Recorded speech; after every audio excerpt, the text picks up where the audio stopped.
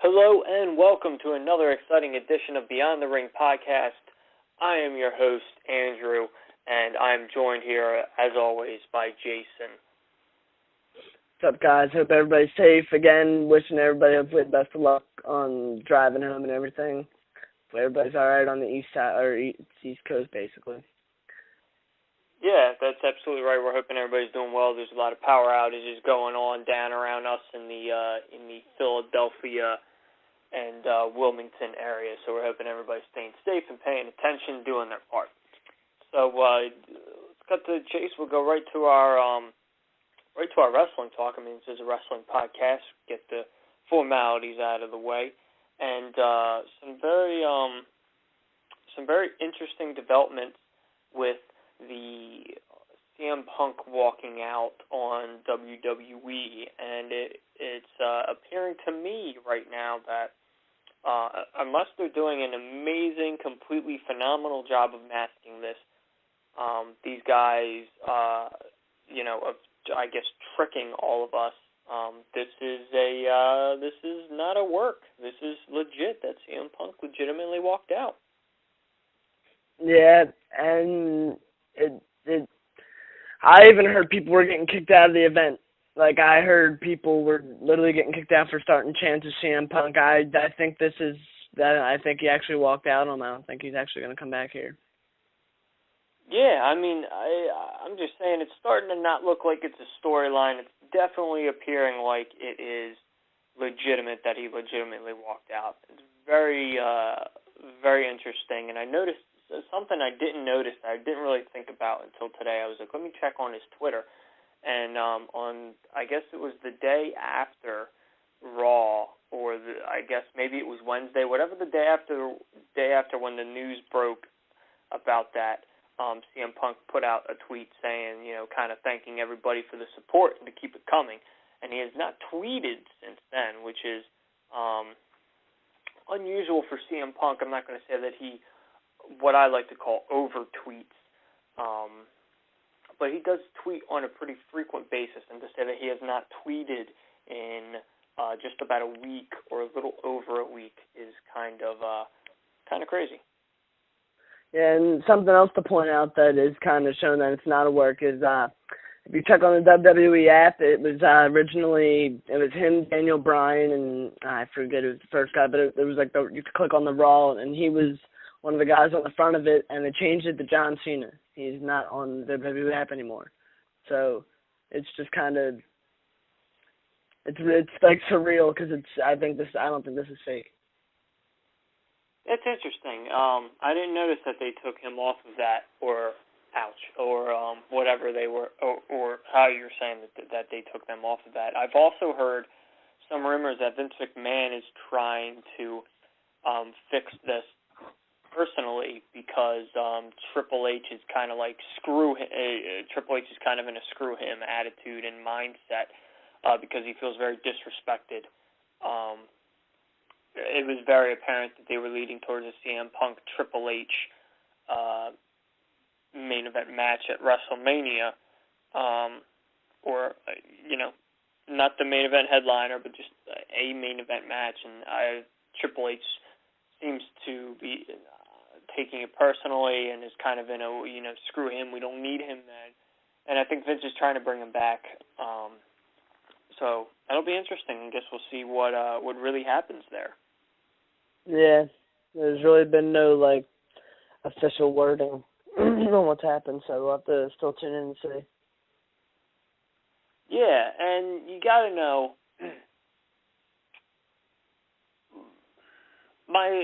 Here's something that I'm looking at. My assumption would be that if CM Punk were to come back, that they'll wait and or if he signs a deal, whatever, they'll wait to bring him back until I believe it's March 4th or March 3rd, whatever that Monday is. Monday Night Raw is going to be live in Chicago, so I'm assuming that would be the perfect opportunity to bring CM Punk back if they're able to sign a deal with him, or if they're able to conjure up conversations. If not, then you got to believe that if they can't get CM Punk back at that date or before that date, that Chicago crowd is going to Monday Night Raw live, and anything that they kind of don't care about, they're going to, just absolutely shit all over, and you're going to hear CM Punk chants all night long through every talking segment, through every wrestling match. I would say it would be pretty safe to say that they're going to be very loud and animate chanting CM Punk with probably every segment that doesn't have to do with Daniel Bryan, where Daniel Bryan can suck them in. So you just got to be a little worried for that Monday Night Raw. Yeah, if you think Omaha was bad, Chicago is gonna be hell for the WWE. Yeah, that is absolutely for damn sure.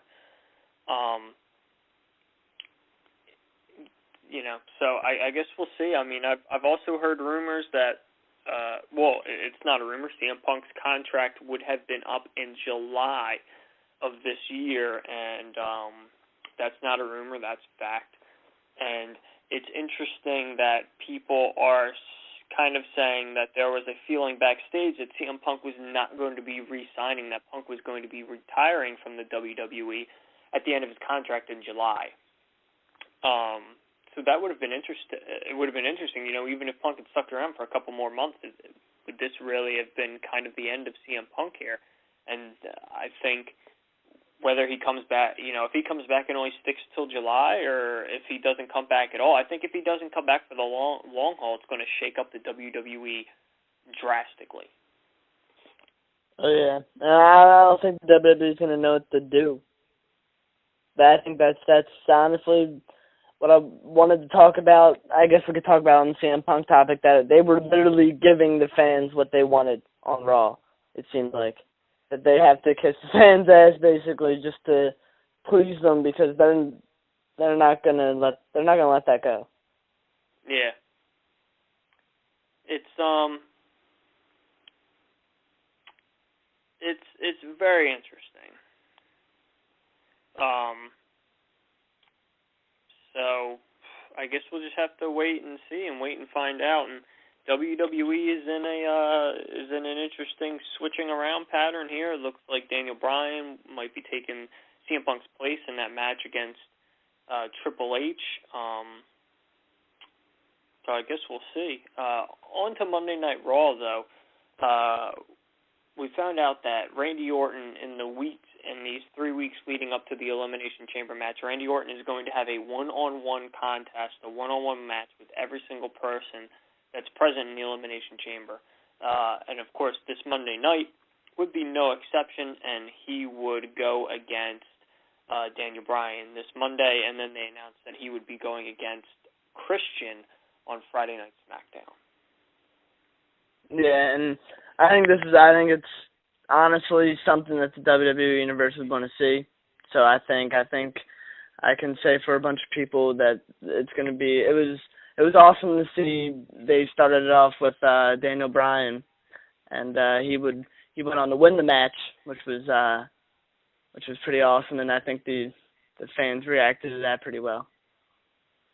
Yeah, I think this is going to turn out some awesome and great professional wrestling matches, all with the exception of whenever the John Cena match happens. I think that's the only one-on-one match out of that group that I'm kind of like, don't really want to see, because we just saw it at...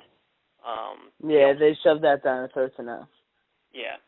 So that's the only one-on-one match that I'm kind of not interested in seeing at all. Other than that, Randy Orton versus Daniel Bryan was an absolutely excellent match. We're going to get a little bit more into that match a little bit later. Christian, Randy Orton, I'm sure will be a great match. Sheamus and Randy Orton we haven't seen in a long time, and I'm sure that will be another great match. And of course, we know Cesaro and Randy Orton will be a great match as well. So I'm looking forward to all these one-on-one matches, except for John Cena, to be honest. Yeah, and I think I'm going to have to tune into SmackDown this again just to see Christian fight him, because I actually, seems like every time he returns, he's like one of my favorites when he comes back, so I feel like I have to watch that, because I do like Christian, and I honestly hope he does well in the Chamber. Yeah, I think I mean, with that lineup now, anything can happen where it could turn out to be an awful dud. But I like I like this Elimination Chamber. I think the list of combatants will put on a very great chamber match. I agree. So let's get down to business. We're going to talk about what I think is going to be match of the night at Elimination Chamber, and a match that I know that everybody is looking forward to. I really don't know of anyone who's not looking forward to this match.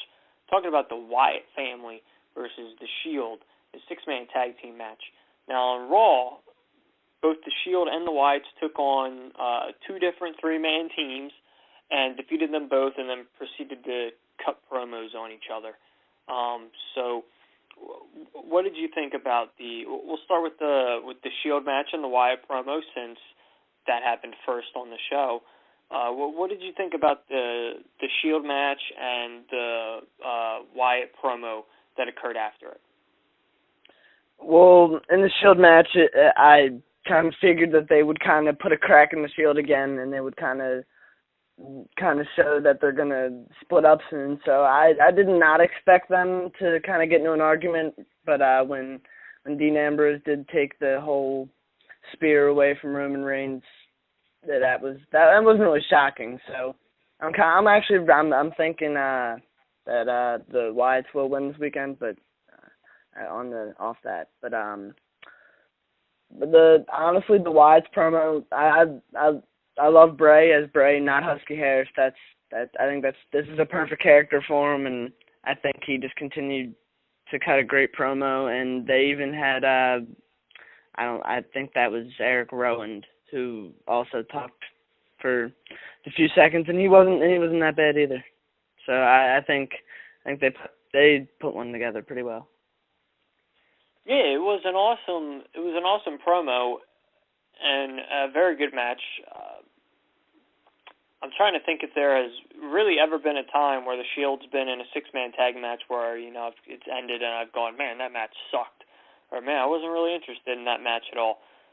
And I like that they're continuing to build tension in the Shield, and they're building it in different ways every week. It's not like they're doing the same thing over and over again, and they're not, they're not doing the same thing over and over again, and they're not trying to, cram it down our throats. It's little subtle things, and they're different little subtle things every week that's going to slowly build to the Shield breakup.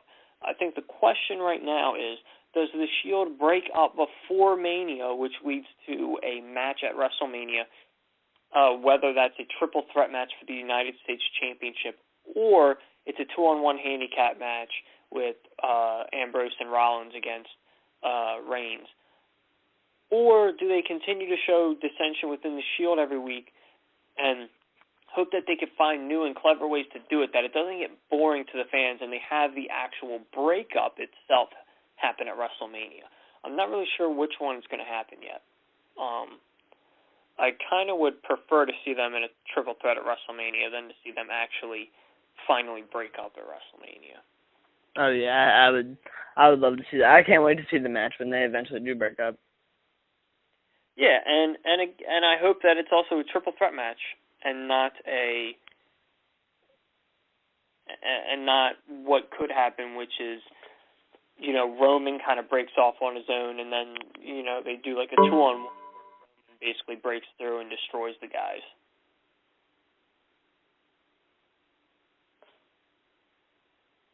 Still there, Jason?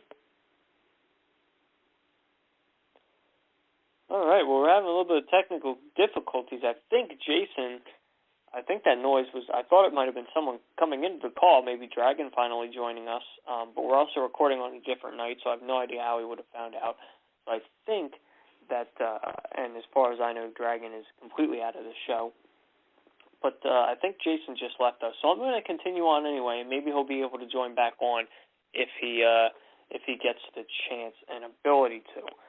So like I was saying, I would prefer to see the triple threat match happen at WrestleMania and not have them break up at WrestleMania. I think WrestleMania is the perfect ground to have that Shield match. Now, moving forward with the Bray Wyatt promo, was an absolutely excellent promo by Bray Wyatt every single week, every single time he picks up the microphone. It is like gold from this man. You know, gold comes out of this man's mouth every single time he talks, and he is just fantastic on the microphone, if I do say so myself. So moving on, the flip side happened where the Wyatt family defeated a three-man team, and then the Shield had a promo. And the Wyatt family's match was kind of not as good.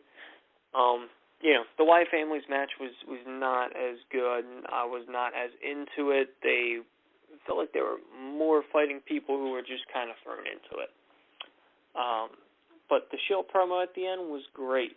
And I love the opening that happened with Dean Ambrose, where as soon as he popped on the screen, he was kind of moving and wiggling his fingers, woo, like trying to be all spooky and stuff, like making fun of the fact that they're spooky and scary. I really liked that touch. And Dean Ambrose is another guy who's just great on the microphone. I seriously hope that he survives and that he does a great job within WWE when the Shield breaks. I feel like he will because of his promo skills. And that's probably Jason calling back on. Yeah, I'm back. My phone died. Okay, I was like, okay, Jason's gone when I heard the noise. I was like, all right, I'll just continue on. So here's something for you that I did want to bring up when we were talking about the CM Punk stuff, because I almost wonder in the back of my head if it was a jape by the WWE to CM Punk. So Titus O'Neil broke up with his primetime player tag team partner, Darren Young, which I believe is a huge mistake. I think the primetime players were incredibly entertaining, and that I think it's crazy that they broke up as a tag team and never had one run as the WWE Tag Team Champions. I think that's ridiculous. I don't like it. I don't think they should have broken up at this time. I don't know what the booking decision behind it was. So Titus O'Neil came out and he fought Zack Ryder. During this match, Miz came out of nowhere, walking by the commentary booth, put on a headset, and basically only said, Zack Ryder's on this show, but I'm not on this show. This is ridiculous. I'm walking out, basically. Threw his headset down and then basically walked away, and I don't really understand why this happened. I don't know if they were trying to build up this Miz is a heel thing now, or they were trying to maybe build this Miz is a heel thing into a mini little program with Zack Ryder to, I don't know, try to help get the Miz over. I don't understand. But some people on the internet are starting to say that this was a jape by the WWE to CM Punk, especially because CM Punk has notably said that he does not like the Miz, and he was pissed off about the main event of WrestleMania 27. So is this that the Miz, was this the WWE telling Miz to go do that because they were kind of like poking and prodding at CM Punk and making little inside jokes, or I guess japes at CM Punk? I'd like to hear your opinion on that. Yeah, honestly, just the way he did it, he came out like he literally said nothing but what you said. And I think that he but sorry, I got cut off. I had to go talk to somebody real quick. But Oh, good. Miz. All right, I got this. Yeah, I do think that they were kind of poking and maybe prodding at him just because he walked out. But the way, like I was saying, the way he did it, it kind of just seemed like they were just. I even noticed that last night that I actually thought about that. I was like, that doesn't seem like it, like that would have. Honestly, I don't think that would have ever happened if CM Punk wouldn't have walked out. Yeah. I didn't really think about it that way until someone had brought it up, and I was like, you know what? It almost kind of feel like they were kind of making fun of him. And it wouldn't be the first time that WWE's done that. So, okay, thank you. I was wondering what your opinion was that, maybe you have the opinion that people are just blowing it out of proportion and it's not that, but I don't know.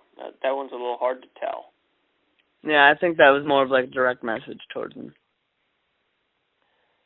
And I can agree to that.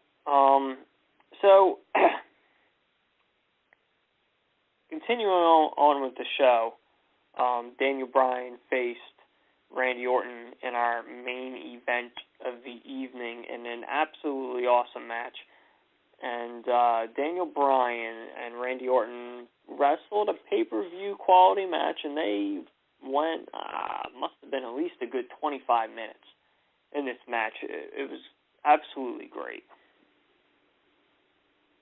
Yeah, I mean, even though we've seen them the past few months, I didn't think that was old. I thought that was a well-rounded match, and it honestly did surprise. Honestly, I didn't know who was going to win that match, but I think that it was kind of surprising to see Daniel Bryan win, because it's almost like they want to. You would think they want to at least build Orton to going into the Chamber as the top guy. So I mean.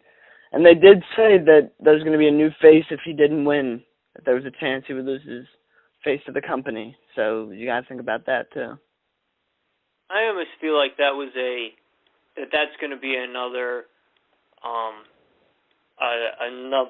swerve or jape from Triple H again, because last time they were all like, oh, well, maybe he'll beat you, and maybe we'll have to think about considering a new face of the WWE, and and then that's when they did the SummerSlam swerve.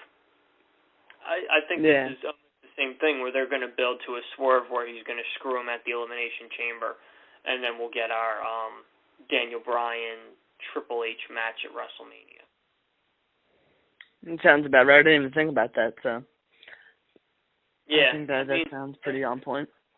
Yeah, and I don't know about you, but I'm starting to get slightly annoyed at the fact that Raw is pretty much starting out the same exact way every single week now. Every single week, Raw is starting out with, the Authority coming out, the Authority coming out, and then Randy Orton coming out, and then just kind of standing around and like, it's not fair. You guys keep doing this to me. It's not fair. And then they always, rebuttal with, well, you should do what we say because we're the boss, and if you don't like it, then, or here's some odds, and if you don't beat it, then maybe we'll think about having a new face of the WWE. I don't know. I feel like we've been seeing the same thing over and over and over again for the last probably 9 or 10 episodes of Raw. Yeah, they're just shoving it in our faces. We haven't seen a different start to Raw other than that. It's been Triple H and Stephanie, and then it's, let's call Orton out for 10 minutes and talk about what we're going to do this show with you, and then, I don't know, I'm getting pretty bored of it too myself. Yeah, I just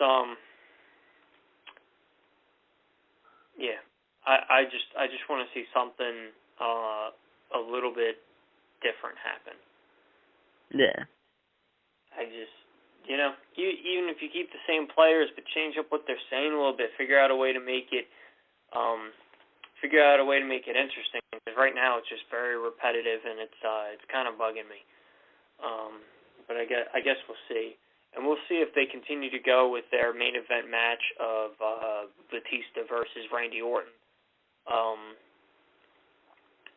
If that's going to be their main event match for WrestleMania, because I'm really interested to see if that's the match that they keep, and if they decide to keep that match, and that they are going to go Randy Orton Batista 1-on-1, and not have someone maybe win the Elimination Chamber or something, so that way it turns into a triple threat match. If they decide to go in that 1-on-1 route, does the match then change? Does the match then change, and it's not, or I'm sorry, not the match itself, but does the match card change, and it's not the last match anymore? The WWE World Heavyweight Championship match is not the last match on the card. because I feel like it might be it would be a big mistake if they were to have that match go on last, especially if it's going to be going on after Triple H Bryan, which the fans are going to be very heavily invested in, and whatever the Undertaker's match is going to be, because the fans are going to be very heavily invested in that match as well. And that actually gets me thinking who's going to be fighting Undertaker now. I'm thinking John Cena is going to fight Bray Wyatt. I'm thinking Daniel Bryan is going to fight Triple H. And I don't want to say it, but I hope maybe it would be Kane. Kane's an interesting choice. Not sure if that would happen, but Kane is a very interesting choice. I currently think that Brock Lesnar is in line and will be the guy fighting the Undertaker. And that honestly wouldn't be a bad idea, because they always do want the heel to fight Undertaker, because they never want the opponent of Undertaker getting more of a crowd reaction. So I guess Brock Lesnar, would be a pretty good choice for that. Yeah, I mean, even just looking at the landscape of possible opponents left who could pose an actual threat to the streak, because the streak match is not going to be that good if it's not against someone that you could genuinely believe would A, have a great match with The Undertaker, and B, could possibly end the streak. Now, do I think Brock Lesnar is going to end the streak? Absolutely not. But he's a big enough player that that it makes it good. If they were to do The Undertaker versus like Ryback, it wouldn't work as well. No, and Undertaker would probably leave WrestleMania with 3 fractured ribs and a concussion. Just because I don't think the WWE should even think of that, because he's too reckless for an old man. No offense to Undertaker, he's a legend, but Ryback, I see what you're saying. It almost does feel like Ryback's a little too reckless. It does feel like a lot of the times that he is, you hear about, another superstar injured in a match with Ryback. I don't know anything about it. I'm not saying it's Ryback's fault. Sometimes, maybe people bump the wrong way, yada, yada. It just so happens to be falling on him. I don't know that. I'm just saying it's possible. Nah. Yeah, so that's very interesting.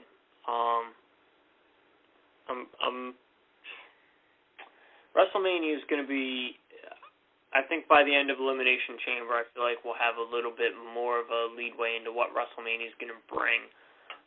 Because you got to believe if someone different wins that Elimination Chamber match, then that means that we'll have a triple threat match for our main event of WrestleMania. And then I think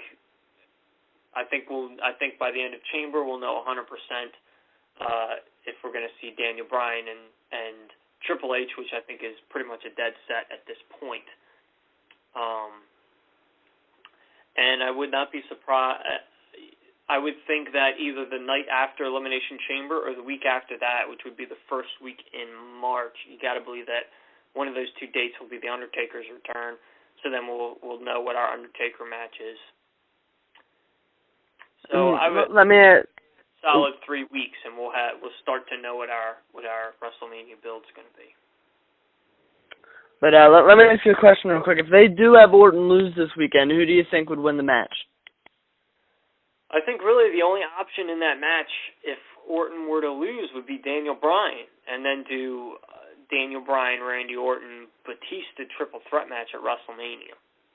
I really don't know if I feel like anybody else could have that match. I don't know if anybody else could fit into that fold. I really don't think John Cena is going to fit in that fold, because they've already crapped all over that. I think they're going to crap even more if John Cena was in that match. And I think we both agree that, and even looking at it now, even with CM Punk leaving, I still think that Bray Wyatt and John Cena is a pretty dead lock-in match for WrestleMania. And if they... Okay, and then Cesaro, I'm sorry, but there's no way Cesaro fits into that match and makes any sense. I'm sorry, there's no way Christian fits into that match and makes sense. And I don't think Sheamus fits into that mold either. I think if they had to give it to somebody other than Bryan, because if you think Bryan's going to fight Triple H, then I think the only other person that has a chance of being a caliber wrestler would have to be Sheamus. Yeah, John Cena's just not getting the fan reaction. He can't go out on center stage. Yeah, and I don't think that, and I don't think he's going to get it. I don't think Sheamus is the right guy for that match. We'll have to see. I don't feel like he fits into that feud, and I don't feel that he fits in, and is like a credible person, I guess, to make it, or to, I just don't believe him as a credible person to be in that match, to possibly win. Yeah.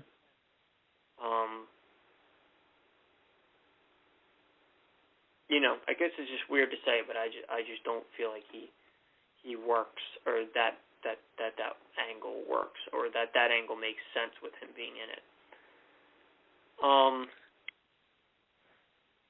So yeah, I mean, it's really interesting. Yeah. Before we do that in the show, I did want to do the question of the week, and it's probably one you have put no thought into. It was only mentioned once on Raw, but Mark Henry makes his debut, or not debut, but his road to, not WrestleMania, but just road off of recovery, and he comes back next week. Is he going to make it on the Mania card somewhere? That's interesting. I mean, I almost feel that he needs to make. I mean, if they're he's coming back, I almost feel like he needs to make it onto the card, unless he's going to come back just for them to do. Mark Henry's back, boom, gets demolished by somebody else and gets injured. I really. I'm just thinking of the right guy to do it with. I don't know. And maybe it's what I was saying before. Well, okay. I don't know if you were on the phone call at that point. Maybe it's what I was saying before, where it's not, the Shield's not going to break up before WrestleMania. They're going to officially do the breakup at WrestleMania, where they lose their match, and then one of the, and then Roman freaks out and spears both of the other guys, and then the aftermath comes after WrestleMania. So maybe Mark Henry fits into that six-man tag match. Like you do like a Mark Henry, Rey Mysterio, and somebody else to be the team. I think even Christian might even fit into there. Yeah, maybe Christian, and then you have your credible, and you almost have like your young blood versus the old veterans type of thing going on, and then the Shield, and then when they lose, the Shield officially kind of breaks up at WrestleMania. Maybe that's where he fits in. Other than that, I honestly don't know where he fits into the WrestleMania card. Yeah, no, I would have to agree. I think that would only be the reason he would make the card, or not make the card, but I may be thinking he would tag up with Biggie Langston. That doesn't even sound right. No, they tagged once, and I think that's it. I don't even know where he would go if he doesn't make it in the Shield match. Yeah, hard to think. I think he has to be in that match. Yeah, unless he wants to.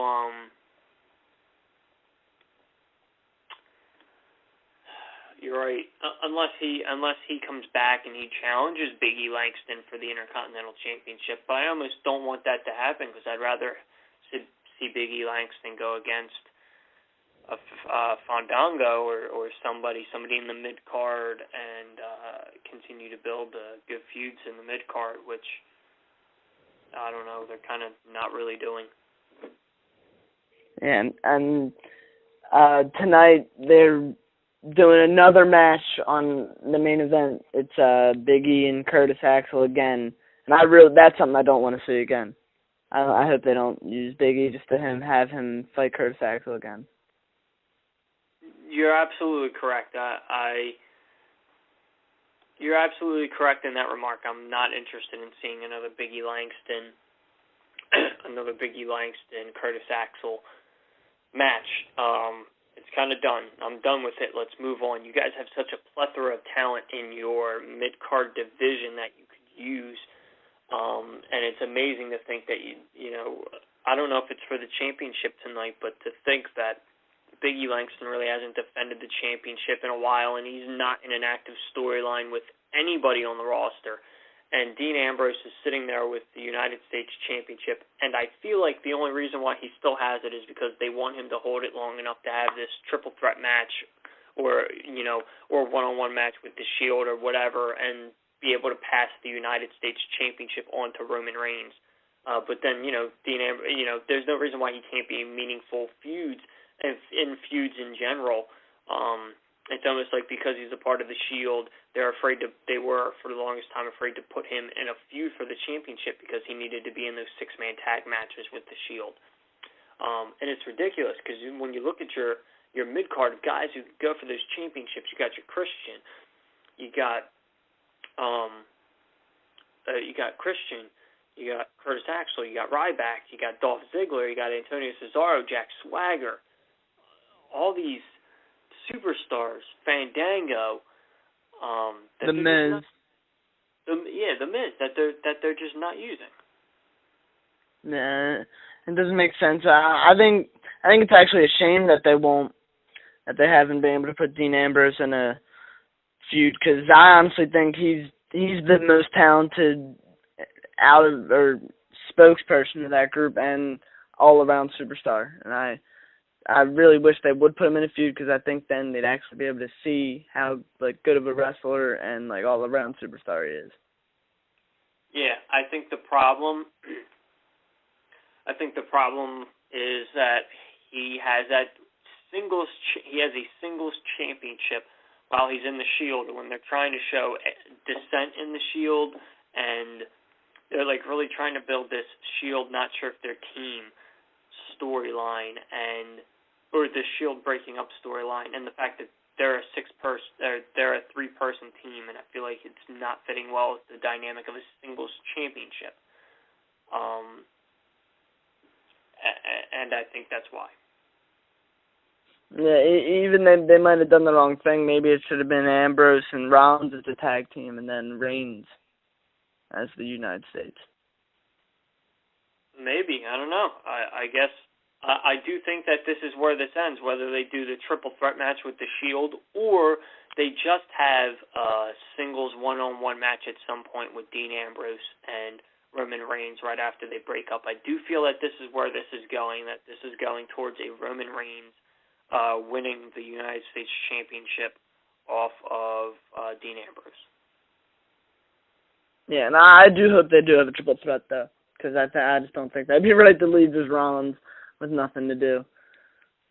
Yeah, that would be an awesome match. I really want to see that matchup.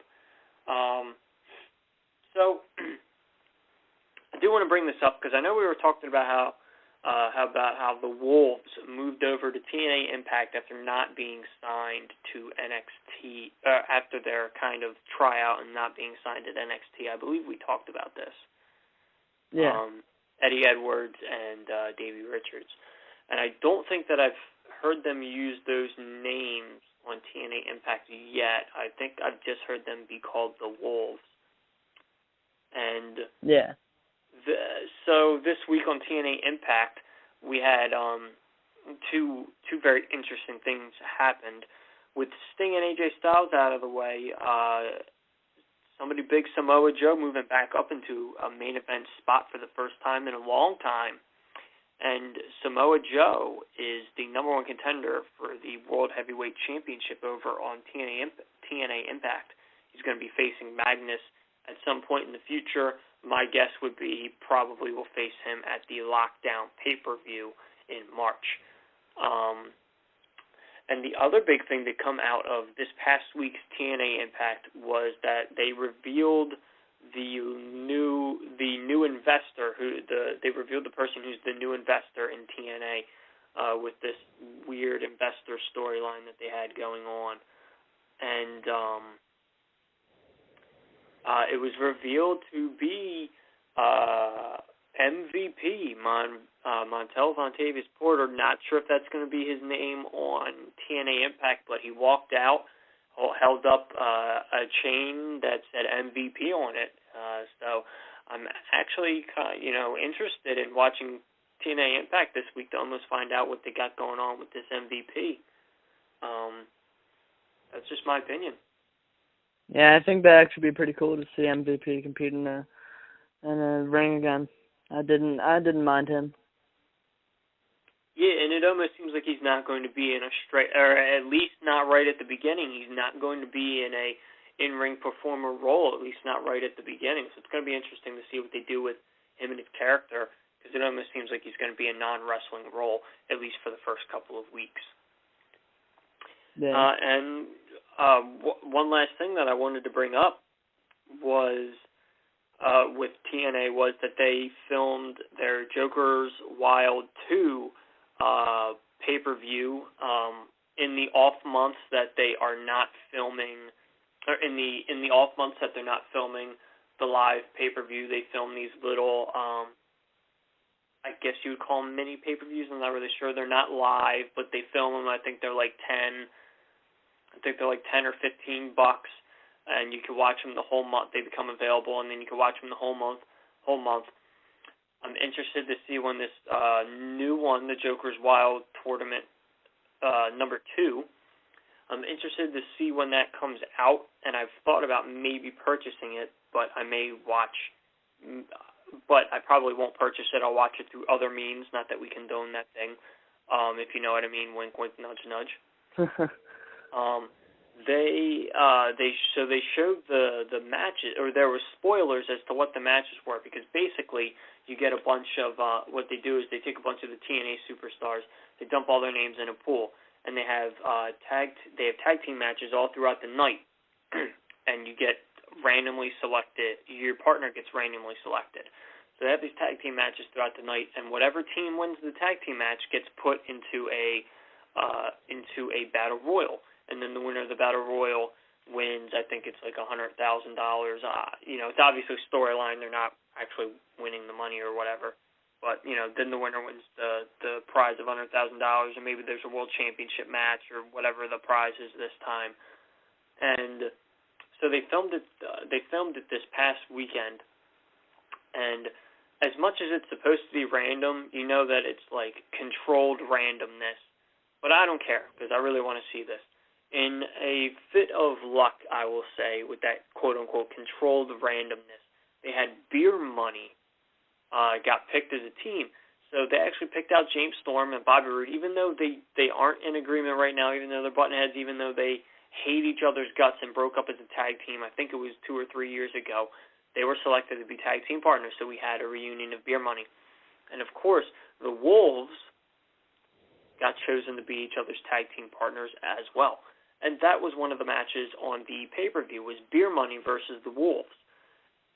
And, man, if that is not a possible match of the year, I don't know what is. Now, I don't know. There could have been shenanigans, and it could have been an awful match because they were trying to do these these other shenanigans. But, as far as I'm concerned, just hearing that match on paper, Beer Money versus the Wolves, awesome match, and a match that I would pay money to see. Yeah, I would love to be there. That would be awesome.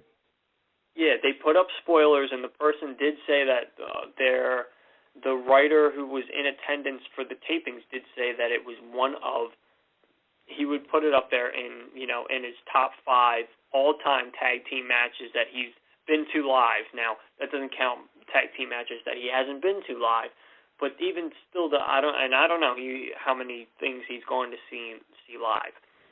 But still, that's in your top 5 matches live that you've ever been to. That's got to be saying something.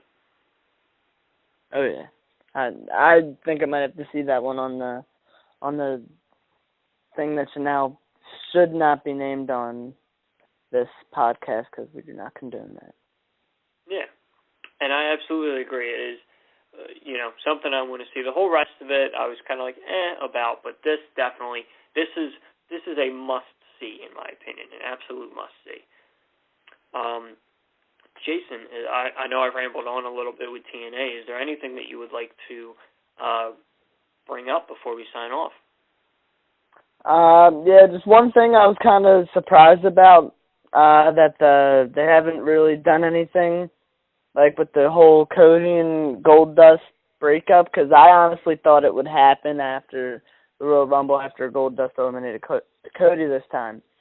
But on Raw, after that fantastic steel cage match, which we saw almost Cody screw up that really bad backflip, but it was a good match in the end, and the New Age Outlaws did come out on top. But it was pretty entertaining. But I was kind of expecting maybe something to kind of boil, but nothing really kind of came out of that. It was kind of just Goldust consoling Cody like usual when they lose. Thank you for bringing that up. I'm mad that I forgot to bring that up. That insane moonsault off of the top of the cage. And there was like a split moment where Cody kind of like looked, and like in that moment I said, "Oh my God, he's gonna." Like I said in my head, I said out loud. I'm sitting here by myself watching Raw. I said out loud, I said, "Oh my God, he's gonna moonsault off the cage. Holy crap!" And then he started setting up for it. Just wow, and that was a great tag team match, a great cage match. Yeah, that surprised me. Well, not really, honestly, because he couldn't. No, they made sure to tell us a million times that they couldn't climb over the cage for the win. So when he did go up there and when he went for it, I was like, oh God, he's gonna miss it. But then it honestly didn't look bad. So it was scary though. Honestly, that takes some balls. Yes, it does. It does take some balls. And one thing I want to bring up with that matchup, that match, while it was a good match, made no damn sense to me. It's a steel cage match. So, like, there's no disqualifications. But for some god-awful reason, they said, go stand in the corner and make tags. Made no sense to me.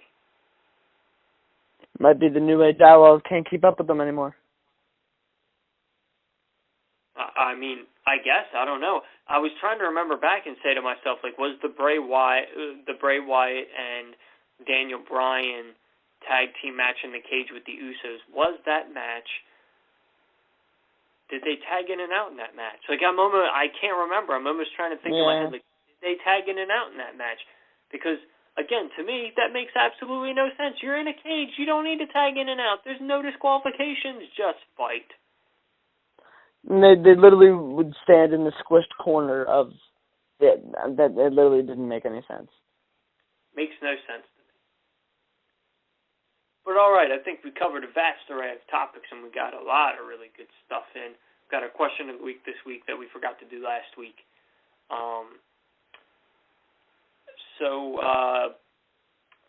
Jason, where can the people find you? On Instagram at JasonF96. Awesome. And like always, everybody can find me on @KybeTalk on Twitter. You guys can catch this beautiful face of mine again this weekend when I record another NXT report. Those NXT reports are going to come at you in 2 to 3 minute segments in separate videos that are going to be posted on the weekend. I don't know if you saw my NXT report, but it's worth a watch. I put the first one up, and it's just going to get better and better. Hopefully, maybe at some point we can figure something out to have Jason do something so you guys can see his beautiful face. But I don't know. We'll see. Maybe work something out. We'll see what happens. But anyway, like I said, I'll be coming at you guys with the NXT report this weekend. This is Andrew signing off with Jason. We will catch you guys next week.